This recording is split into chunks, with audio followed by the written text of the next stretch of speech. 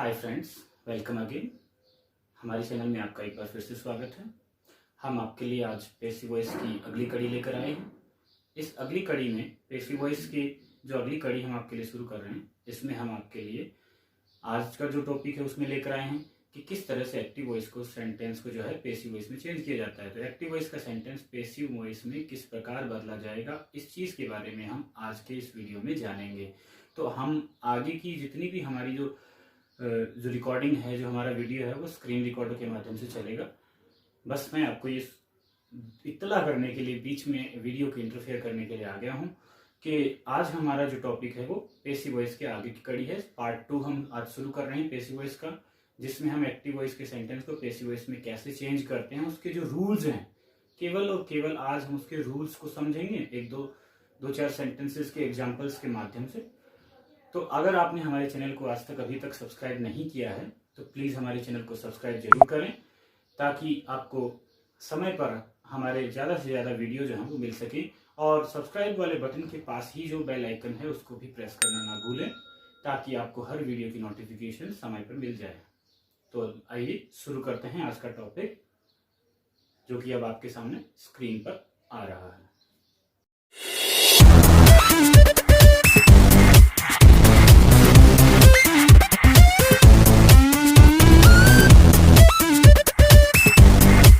देखिए, हमारा अगला स्लाइड जो है उसके अंदर हम आपको बताने वाले हैं कि एक्टिव वॉइस को पैसिव वॉइस में चेंज कैसे करते हैं। तो एक्टिव वॉइस को पैसिव वॉइस में चेंज करना, तो सबसे पहली चीज़ क्या होती है, जो भी एक्टिव वॉइस का उसमें एक्टिव वॉइस के जो ऑब्जेक्ट होता है, एक्टिव वॉइस का जो भी ऑब्जेक्ट होता है उसको पैसिव वॉइस के अंदर सब्जेक्ट बना देते हैं।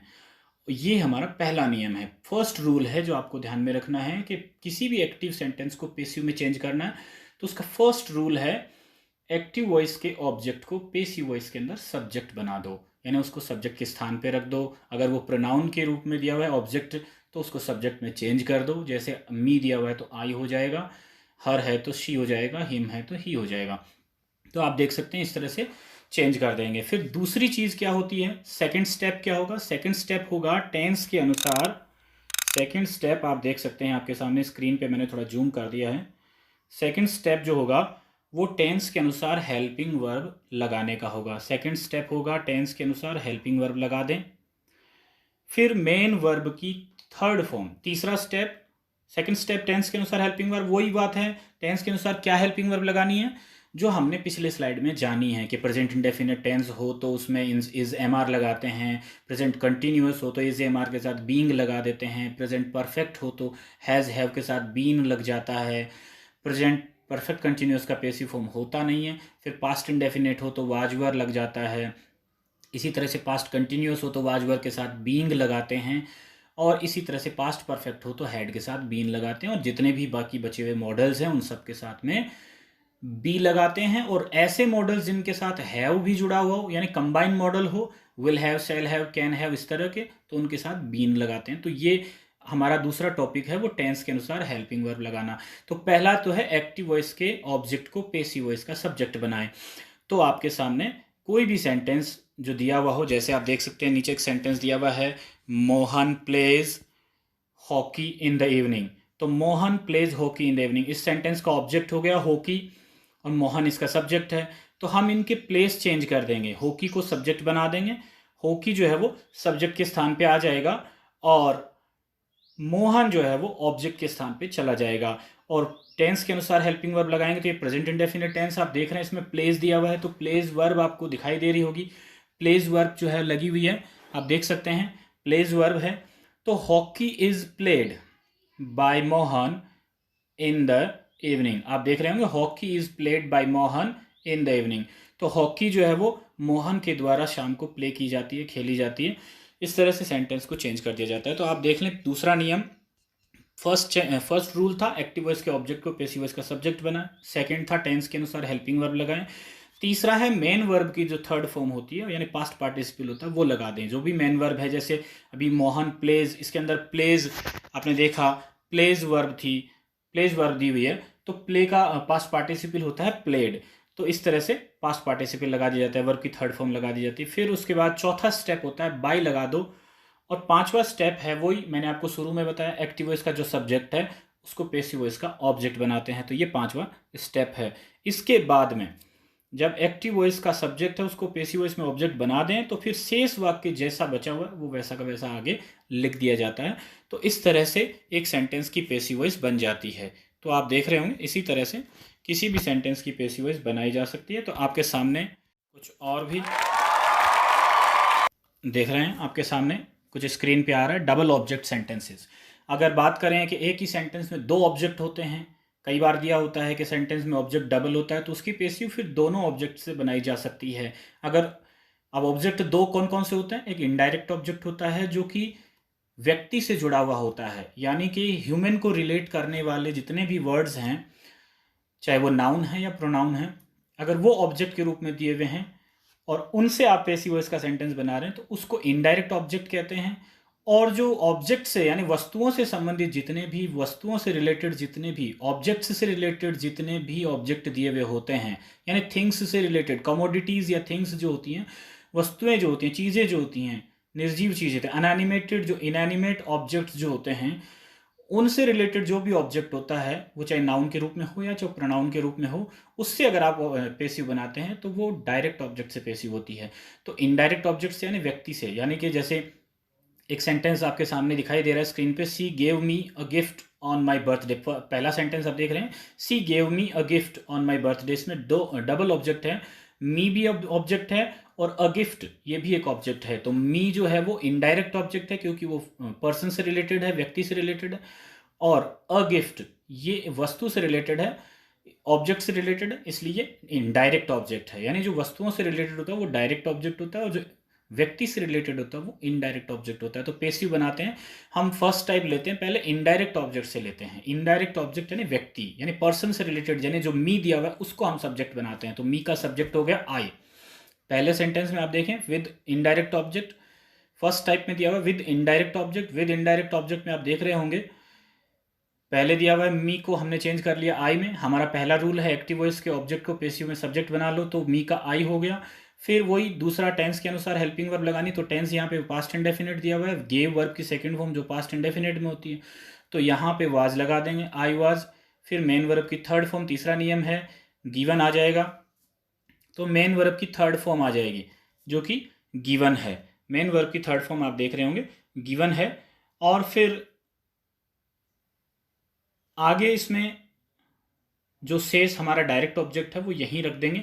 डायरेक्ट ऑब्जेक्ट को हमें चेंज नहीं करना है, डायरेक्ट ऑब्जेक्ट जहाँ है उसको वहीं रखना है, ये ध्यान रखना है आपको। ये उन 5 जो रूल्स आपको भी पीछे बताएं उनमें नहीं है। तो I was given a gift. फिर हम चौथा जो नियम है हमारा वो अप्लाई करेंगे, बाय लगाएंगे। और पांचवा नियम क्या है, सब्जेक्ट को ऑब्जेक्ट में बदल देना, यानी एक्टिव वॉइस का जो भी सब्जेक्ट है, यहाँ पे सब्जेक्ट शी है तो शी का हर ऑब्जेक्ट होता है, तो यहाँ पे हर लगा दिया। और फिर शेष वाक्य यानी जो जता हुआ जितना भी बचा हुआ जो रिमेनिंग सेंटेंस है, जो भी बचा हुआ रिमेनिंग सेंटेंस है उसको हम यहाँ पर ऐड कर देते हैं ऑन माई बर्थडे। तो आप देख रहे होंगे अ गिफ्ट, इसी तरह से I was given a gift bye her on my birthday, यानी इनडायरेक्ट ऑब्जेक्ट से जब पैसिव बनाया, पहला सेंटेंस क्या था, she gave me a gift on my birthday, तो पैसिव बना I was given a gift, I was given a gift bye her on my birthday. जब डायरेक्ट ऑब्जेक्ट से पैसिव बनाएंगे तो इसमें एक चीज़ ध्यान में रखनी होती है कि डायरेक्ट ऑब्जेक्ट से जब पैसिव बनाएं तो इनडायरेक्ट ऑब्जेक्ट जो जहां है उसको वहीं रखेंगे, बट उससे पहले यानी मेन वर्ब और इनडायरेक्ट ऑब्जेक्ट के बीच में हमें टू या फॉर लगाना होता है। वो वर्ब के मीनिंग पर, सेंस पर डिपेंड करता है।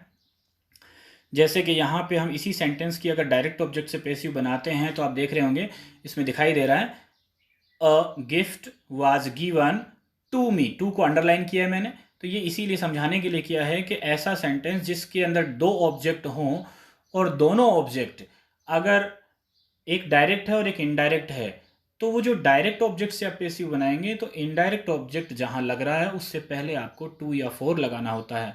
तो यहाँ पे a gift was given to me by her on my birthday. ऐसे ही दूसरा सेंटेंस है, इसमें भी डबल ऑब्जेक्ट दिए हुए हैं, Raju gives salary to the employees quarterly.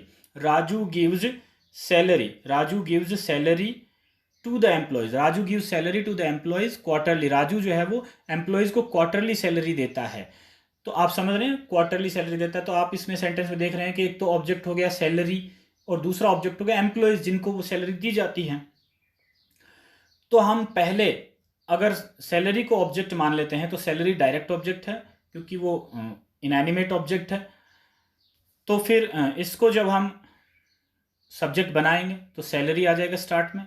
फिर यहाँ पे गिव्स दिया हुआ है जो कि प्रेजेंट इंडेफिनिट टेंस है, तो इसलिए प्रेजेंट इंडेफिनिट टेंस में इज एम आर लगाते हैं। पिछली स्लाइड में हमने देखा, तो यहाँ पे इज आ जाएगा। Salary is given to the employees. अब यहाँ पे टू ऑलरेडी पहले से लगा हुआ था इनडायरेक्ट ऑब्जेक्ट से पहले, तो हमें नहीं लगाना है। यहाँ पे डबल ऑब्जेक्ट मत लगा दी, डबल टू मत लगा दीजिएगा। 2 बार टू नहीं लगाना है आपको, एक ही बार टू लगाना है। तो आप ध्यान रखें कि टू आपको बार बार नहीं लगाना है। तो आप देख रहे होंगे कि फर्स्ट सेंटेंस जो है वो इस तरह से कंप्लीट हो रहा है। Salary is given to the employees by Raju quarterly.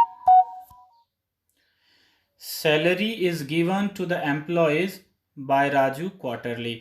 तो ऐसे ही अगर आप इनडायरेक्ट ऑब्जेक्ट से पेसिव बनाते हैं तो द एम्प्लॉयज जो है इसको पहले ले आएंगे। जब द एम्प्लॉयज पहले आ जाएगा तो जो टू था वो ओमिट हो जाएगा, हम टू को ओमिट कर देंगे ना, उसको छोड़ देंगे।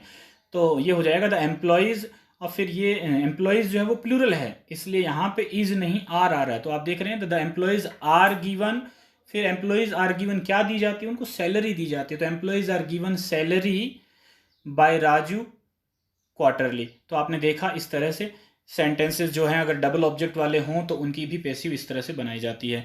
फिर बात करते हैं नेगेटिव सेंटेंस की। तो नेगेटिव सेंटेंस में ज़्यादा नहीं है, जो टेंस है उसके अनुसार उसमें वही हेल्पिंग वर्ब लगानी है, बस इसमें नेगेटिव होने की वजह से नोट शब्द का जो प्रयोग कर देना है ना। तो आप सेंटेंस देख सकते हैं, जैसे एग्जांपल देख लीजिए, he does not teach Hindi. He does not teach Hindi, तो does not present indefinite tense है और प्रेजेंट इंडेफिनिट टेंस में helping verb is am are लगाते हैं। तो इसका जब पेसिव बनाएंगे तो हिंदी इज नॉट टॉट, क्या हो जाएगा, Hindi is not taught by him. ऐसे ही अगला सेंटेंस आप देख सकते हैं, she is not drinking milk these days. She is not drinking milk these days, तो आप देख सकते हैं इज नॉट ड्रिंकिंग, ये कौन सा टेंस हो गया, ये टेंस हो गया प्रेजेंट कंटिन्यूअस और नेगेटिव भी है। तो प्रेजेंट कंटिन्यूअस का नेगेटिव है, तो इसलिए हम कंटिन्यूअस टेंस जहां भी होता है वहां पर बीइंग लगाते हैं, बी का प्रेजेंट पार्टिसिपल लगाते हैं। तो इसमें इज एम आर तो रहेंगे, तो मिल्क ऑब्जेक्ट है उसको हम सब्जेक्ट बनाएंगे। तो मिल्क को हमने लिखा मिल्क, फिर आ जाएगा इज, फिर नेगेटिव सेंटेंस है नॉट जहां वहीं रहेगा इज नॉट, फिर बीइंग लगा देंगे। तो milk is not being drunk, milk is not being drunk by her these days. Milk is not being drunk by her these days. आप देख रहे हैं आपके सामने स्लाइड पे आ रहा है, milk is not being drunk by her these days. तो आप इस तरह से पेसिव सेंटेंस में आप चेंज कर सकते हैं। किसी भी एक्टिव सेंटेंस को इसी तरह से पेसिव में चेंज किया जा सकता है। बहुत ही आसान है, बहुत ही ईजी है। बस क्या चीज़ें याद रखनी है, 5 आपको जो नियम पिछली स्लाइड में मैंने बताए हैं वो याद रखने हैं, प्लस आपको बी के 5 फॉर्म हैं वो याद रखने हैं। इसके अलावा हर एक टेंस के अंदर जो हेल्पिंग वर्ब यानी पेसिव जो फॉर्म होती हैं, वर्ब की जो पेसिव फॉर्म्स होती हैं वो आपको याद रखनी है। तो वर्ब की पेसिव फॉर्म्स आपको पिछली 2 स्लाइडों में मैंने आपको बताई हैं, उनको आपको ध्यान में रखना है। तो आज का वीडियो बस इतना ही। इस पेसिव वॉइस के टॉपिक को और डिटेल में हम आगे जानेंगे, क्योंकि अभी इसमें कई प्रकार के सेंटेंसेस आने वाले हैं। जैसे अभी हमने सिर्फ अफर्मेटिव और नेगेटिव 2 ही टाइप के सेंटेंसेस को समझा है। तो पेसिव वॉइस की अगली कड़ी में हम आपके लिए लेकर आएंगे इंटेरोगेटिव सेंटेंसेस को कि पेसिव कैसे चेंज की जाती है, और इम्पेरेटिव सेंटेंस यानी जो आदेशात्मक होते हैं, इंपेरेटिव सेंटेंसेस होते हैं जो वर्ब की फर्स्ट फॉर्म से, डू नॉट से, लेट से, इनसे शुरू होने वाले जो सेंटेंस होते हैं इनकी पेसिव कैसे बनाई जाती है, ये सारी चीज़ें, और ऑप्टेटिव सेंटेंस की पेसिव कैसे बनती है, ये सभी चीज़ें हम आपको अगली कड़ी में अगले वीडियो में देने वाले हैं, वरना वीडियो लंबा हो जाएगा। तो आज के लिए बस इतना ही। जाने से पहले मैं आपको एक बार रिक्वेस्ट ज़रूर करना चाहूँगा कि अगर आपको हमारा चैनल, हमारा वीडियोस आपको पसंद आ रहे हैं, हमारे वीडियोस आपको अच्छे लग रहे हैं, तो हमारे वीडियोस को और ज़्यादा मोटिवेट करने के लिए प्लीज़ आप हमारे चैनल को सब्सक्राइब करना ना भूलें। हमारे चैनल को जल्द से जल्द सब्सक्राइब करें और हमारे चैनल के घंटी के बटन को ज़रूर दबाएँ, ताकि आपके पास में सारे वीडियोज़ जो हैं वो समय पर पहुँच सकें, आप सबसे पहले उस वीडियो को देखने वाले बने। तो इसी के साथ इजाज़त दें, चलते हैं।